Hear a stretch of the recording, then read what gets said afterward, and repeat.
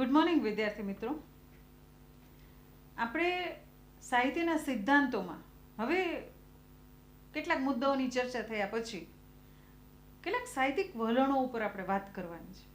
એ પૂર્વે મારે તમને એમ કહેવું છે કે પરિવર્તન હોવું આવશ્યક છે, અને આપણે હમણાં જોઈ રહ્યા છીએ પરિવર્તનો, કે આ કોરોનાને કારણે આપણે ગમે એટલા સરસ તૈયાર થયા હોય પણ આપણે મુખને આપણે ઢાંકેલું જ રાખવાનું. તો આ પરિવર્તનને આપણે સ્વીકાર્યું, પછી રોજ બરોજ તૈયાર થઈને આપણે કોલેજે આવતા અને રૂબરૂ ભણતા, હવે ઓનલાઈન આ યાંત્રિક માધ્યમો દ્વારા આપણે ભણીએ. તો આ પરિવર્તનને આપણે સ્વીકાર્યું. કહેવાનો મતલબ કે આ 2020માં વૈશ્વિક લેવલે કેટલાક એવા નૂતન પરિવર્તનો આવ્યા જેને આપણે સ્વીકાર્યા. તો એવી રીતે આપણા સાહિત્યમાં કેટલાક વલણો એવા આવ્યા કે જેને આપણે સ્વીકારવા પડ્યા.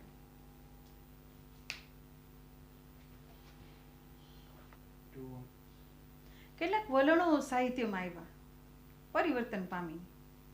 એટલે આવા સાહિત્યિક વલણોમાં સૌષ્ઠવવાદ અને કૌતુકવાદ, એટલે કે સૌષ્ઠવપ્રિય અને કૌતુકપ્રિય, આ સાહિત્યની રીતિઓ અને વલણો વિશે આપણે વાત કરીએ છીએ. હવે આ સૌષ્ઠવપ્રિય અને કૌતુકપ્રિયતા એટલે શું? તો કવિ ખબરદારે એના કેટલાક વિશેષણો આપ્યા છે. કેટલાક સર્જકોએ ખબરદારે સૌષ્ઠવપ્રિયને રૂપ પ્રદાન કીધું છે સાહિત્ય, તો કૌતુકપ્રિયને રંગ પ્રદાન કીધું છે. ઉમાશંકર જોશીએ શિષ્ટવાદ કીધો છે, તો ઉદ્વેગવાદ કીધો છે કૌતુકપ્રિયને. તો આનંદશંકર ધ્રુવ એવું કે સંસ્કારી સંયમી સૌષ્ઠવપ્રિય સાહિત્ય એટલે, અને કૌતુકપ્રિય સાહિત્ય એટલે જીવનનો ઉલ્લાસ. વિશ્વનાથ ભટ્ટ એવું કે સૌષ્ઠવપ્રિય સાહિત્ય અને કૌતુકપ્રિય સાહિત્ય, અને વિજય રાય વૈદ્ય એવું કે સૌષ્ઠવપ્રિય સાહિત્યમાં સ્વસ્થ સાહિત્ય અને કૌતુકપ્રિય સાહિત્યને મસ્ત સાહિત્ય કે. હવે આપણે ત્યાં આ છેલ્લા બે કવિઓ એટલે કે વિશ્વનાથ ભટ્ટ અને વિજય રાય વૈદ્યની મેં વાત કરી, એ બે વિવેચકોએ આપેલા જે પર્યાયો છે સૌષ્ઠવપ્રિય અને કૌતુકપ્રિય, સ્વસ્થ સાહિત્ય અને મસ્ત સાહિત્ય, આ સ્વીકાર્ય બન્યા. હવે આનંદશંકર ધ્રુવે એમ જણાવ્યું કે આ સૃષ્ટિના સર્જનહારમાં તપ અને આનંદમાંથી ઉત્પન્ન થઈ છે. તેથી આ બે કલાકારોએ તપ અને આનંદ એવા બે નામથી ઓળખાવીએ તો પણ ખોટું નથી.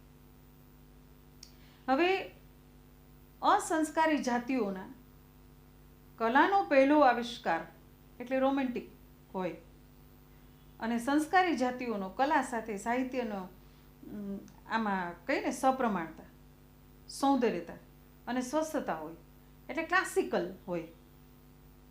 આમાં બે નામ આપને મળ્યા. વખત જતાં પરંપરાની પૂજા નીરસ બની.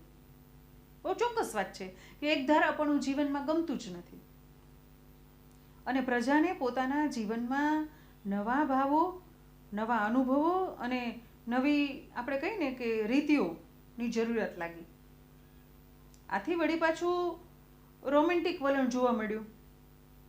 હવે કલાના ક્ષેત્રમાં આ બંને પદ્ધતિઓ વારાફરતી વારા જોવા મળી. એટલે હકીકતમાં તો સૌષ્ઠવપ્રિય અને કૌતુકપ્રિય એ બે સાહિત્યની કલાની નિરૂપણની જે રીતિઓ છે, જે વલણો છે, એ અથવા તો સાહિત્યના જે અભિગમો છે એમ કહી શકાય, એ બંને છે એ માનવ જીવન અને તેના સૌંદર્ય સાથે સંબંધ ધરાવે છે. છતાંય બંને વચ્ચે કેટલીક બાબતોમાં ભિન્નતા જોવા મળે છે, અને બંને વચ્ચેના જે ભેદક લક્ષણો છે, જે બેયની લાક્ષણિકતાઓ છે, એક આવી છે. સૌષ્ઠવપ્રિય સાહિત્યની લાક્ષણિકતા શું? આ સૌષ્ઠવપ્રિય સાહિત્યની વિશેષતા શું એમ કહીએ તો આ સાહિત્યમાં બાહ્ય સ્વરૂપની ખૂબ કાળજી રાખવામાં આવે, અને લેખક પોતાની કૃતિના સુઘડ સ્વરૂપનો આગ્રહ રાખે.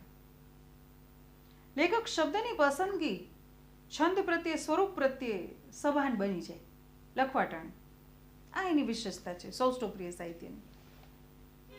પોતાના ઘટક તત્વો વિશે પણ એ સભાનપણે આપણી સામે રહે.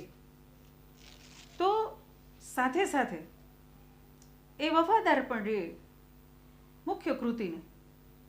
દાખલા તરીકે દલપતરામ, ગોવર્ધનરામ, નરસિંહરાવ દિવેટિયા, આનંદશંકર ધ્રુવ, રમણભાઈ નીલકંઠ, કવિકાંત, ખબરદાર, બકર ઠાકોર, ઉમાશંકર જોશી, બોટાદકર, ગાંધીજી, કાલેલકર, કિશોરલાલ મસરૂવાડા, દર્શક, આ બધા જ સર્જકો છે એ સૌષ્ઠવપ્રિય સર્જકો છે અને એને એ તબક્કામાં આપણે લેખી શકાય છે. કારણ કે આ સર્જકો સ્વરૂપ વિષયને છંદની બાબતમાં પરંપરાથી ચાલતા આવતા જે નિયમો છે એનું ચુસ્તપણે પાલન કરેલું. એટલે આમ તેઓને પરંપરા પૂજક અને રૂઢિવાદી પણ કહી શકાય. તેઓની નજર ભૂતકાળ તરફ હોય છે અને સૌષ્ઠવપ્રિય લેખકોમાં જે મેં કહ્યું એમ પ્રમાણભાન છે, સ્વસ્થતા છે, શાંતિ છે, સ્થિરતા છે, આ બધા જ તત્વો ખાસ કરીને આ પરંપરાવાદી પૂજકો જે છે સર્જકો એમાં દેખાય છે. તેઓ મધ્યમ માર્ગી છે અને આપણા પ્રાચીન ધર્મગ્રંથો પ્રત્યે એ લોકોને તો કે બહુ ઊંડાપણે શ્રદ્ધા છે. મહાપુરુષોના વચનોમાં પણ એટલો જ વિશ્વાસ એ લાવી અને તેનું અનુકરણ કરે છે. તેઓ મોટે ભાગે આપણે કહીએ ને કે ઇહલોક એટલે કે પૃથ્વીલોકનું જ આમ લક્ષ્યમાં રાખી અને એનું સાહિત્ય સર્જન કરે. તેઓનું સાહિત્ય બોધ પ્રધાન વિશેષ હોય છે અને ગ્રીક સાહિત્ય છે એ સૌષ્ઠવપ્રિય સાહિત્ય ગણાય. તો આ બધા લાક્ષણિકતાઓ છે એ સૌષ્ઠવપ્રિય સાહિત્યની છે. તો આથી વિશેષ અને ઉલટી કૌતુકપ્રિય સાહિત્યનું વલણ જોવા મળે, એની લાક્ષણિકતા જોવા મળે. કૌતુકપ્રિય સાહિત્યની રીતિ કંઈક આવી છે, એનું વલણ કંઈક આવું છે કે આ સાહિત્યમાં લેખકો વિષય તેમજ સ્વરૂપ આ બંનેમાં નવીનતાનો આગ્રહ રાખે, એનો આવિષ્કાર કરવા મથે નવીનતાનો. અને ફ્રાન્સનો લેખક રૂસો એ આ કૌતુકપ્રિય સાહિત્યને એનું જન્મદાતા છે. ફ્રેન્ચ ક્રાંતિ થઈ, ઔદ્યોગિક તેમજ વૈજ્ઞાનિક ક્રાંતિને પરિણામે એ રૂઢિઓ સામે બળવો પોકાર્યો અને તેમાંથી રોમેન્ટિકતાનો એક આરંભ થયો. વ્યક્તિ સ્વતંત્ર પર ભાર મૂકવામાં આવ્યો અને રોમેન્ટિક લેખકોને જગત જેવું છે તેવું સંતોષ આપી શકે તેમ નથી. આથી કલ્પનાની અદ્ભુત દુનિયાનું સર્જન થયું. કૌતુકપ્રિયવાદમાં આ નવીનતા જોવા મળી, જ્યારે સૌષ્ઠવપ્રિયવાદમાં જગત જેવું છે તેવું સ્વીકાર્ય છે. દાખલા તરીકે નર્મદ, કાંત, કલાપી, નાનાલાલ મુનશી, સુંદરમ, ધૂમકેતુ, મેઘાણી, રાજેન્દ્ર શુક્લ, રમેશ પારેખ આ જેવા સર્જકો છે, એવા સર્જકોને આપણે કૌતુકપ્રિય ગણી શકાય. તેઓને પ્રકૃતિ જ મુખ્યત્વે ભાવના વિહારી અને ખાસ કરીને કલ્પના વિહારી. તેઓનું ક્ષેત્ર પૃથ્વીલોક પૂરતું જ નહીં મર્યાદિત, બલકે બ્રહ્માંડના દેવદેવીઓ સુધી એ પહોંચી જાય એવું. તમે જુઓ આ બધાની વાર્તાઓમાં આપણે પૃથ્વી, સ્વર્ગની, પાતાળની બધાની સફર કરાવી શકે. રોમેન્ટિક લેખકો પોતાની જાતને ઉર્મિઓ અને ભાવનાઓના આપણે કહીએ ને વેગમાં તણાવી દે. તેઓ સંયમનો અભાવ એનામાં જોવા મળે છે. જીવનનો ભરપૂર ઉલ્લાસ જોવા મળે. દાખલા તરીકે મુનશીના નવલકથાના પાત્રો છે અને પ્રસંગો, નાનાલાલની જે વિરાટ કલ્પનાઓ છે અને ભવ્ય ભાવનાઓ છે, એના પાત્રો પણ દિવ્ય અને અલૌકિક કહી ગયા છે. રોમેન્ટિક સર્જકો અમૂર્તને મૂર્ત કરે છે અને તેઓ કુતૂહલ અને સાહસ, સ્વતંત્રતા, પ્રયોગશીલતા અને આવેગ, ક્રાંતિ, નવી શોધો કરવાની જે ઝંખનાઓ છે એનામાં, એ લક્ષણો આ કૌતુકપ્રિયવાદમાં જોવા મળે છે. એકંદરે તેઓ આપણે કહીએ ને કે પ્રણાલિકા ભંજક છે અને તેઓની દ્રષ્ટિએ છે એ બોધલક્ષિતા નહીં પણ સૌંદર્યલક્ષિતા મહત્વની છે. જીવનની વિવિધતા અને વિચિત્રતા, અદ્ભુતતા અને અગમ્યતા તેઓના સાહિત્યમાં વધુ જોવા મળે છે. દાખલા તરીકે ભૂત પ્રેત, વહેમ, ચમત્કારો આ બધાનો ઉપયોગ થાય. મુનશી, મેઘાણી, ધૂમકેતુ, જેવા લેખકો છે એની રચનામાં આ બધું જોઈ શકાય છે. લેખકો બુદ્ધિવાદી છતાંય ચમત્કારોનું નિરૂપણ પણ કરતા હોય છે. એટલે રોમેન્ટિક સર્જકો પ્રાયઃ નિરાશાવાદી વલણ ધરાવતા હોય છે. દાખલા તરીકે કાંત, કલાપી, ધૂમકેતુની રચનાઓમાંથી આપણે પસાર થાય તો આપણે જોવા મળે છે. પણ પશ્ચિમી શૈલીમાં બાયરન, કિટ્સ શૈલી, આર્નોલ્ડ જેવા સર્જકો છે, આ પ્રકારના કવિઓ છે કે ખરેખર તો આ ભેદ જૂના અને નવાના વચ્ચેના નથી, પણ સૂક્ષ્મ રીતે આપણે જોઈએ તો એ નાનો પરિવર્તનશીલ ભેદ છે. નાનકડું એવું વલણ છે કે જે બદલાવ લાવે છે. આનંદ શંકર તો એવું કહે છે કે કલાના આ બે પ્રકારો ભિન્ન હોવા છતાંય એક જ યુગના એક જ કવિ અને એક જ કૃતિમાં આ વસ્તુ અને આકૃતિનો ભેદ આપણે જોઈ શકીએ છીએ. અને આ ભિન્નતા આપને દેખાય છે.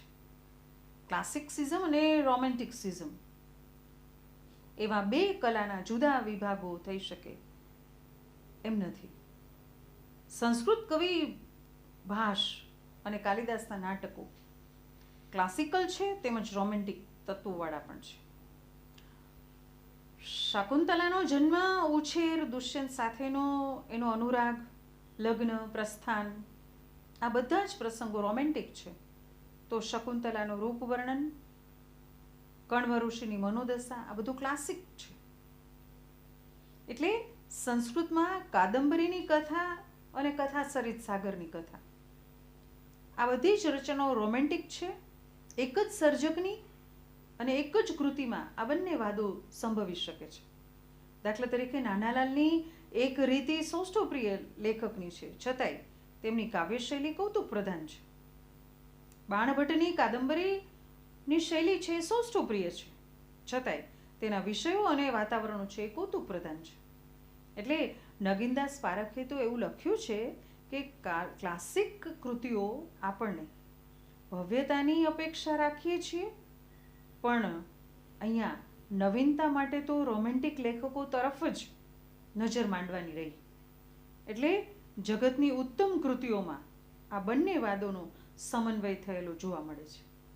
એટલે કૌતુકપ્રિય સાહિત્ય અને સૌષ્ઠવપ્રિય સાહિત્ય આ બંને વાદો ભલે જુદા રહ્યા, પણ એકંદરે જોઈએ તો સાહિત્યના નવા વલણો છે કે નવી રીતિઓ છે, જેને આપણે એને કઈને પ્રકારે સાહિત્યમાં સ્વીકારવી જ રહી અને રહી છે. આ મુદ્દો આપણે પૂરો કરીએ છીએ. નવા મુદ્દા સાથે ફરી મળીશું. નમસ્કાર.